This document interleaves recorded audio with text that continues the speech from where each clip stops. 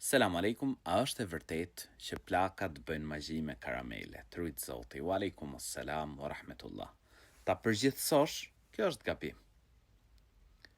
Njerëz keqdashës ka si të ri edhe të moshuar.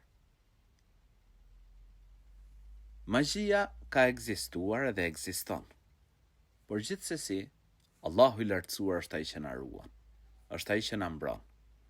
Besimtari duhet kërkoj mbrojtjen e Zotit gjithësisë prej çdo keqdashësi, prej çdo magjistari, prej çdo magjie.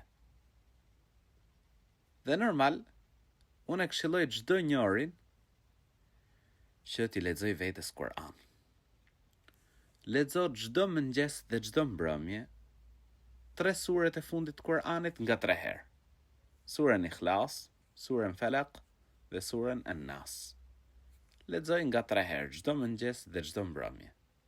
Kuptohet për një hadithit profetit alayhis salam se janë shkak pra që të mbrohesh, të ruhesh prej çdo të keqje.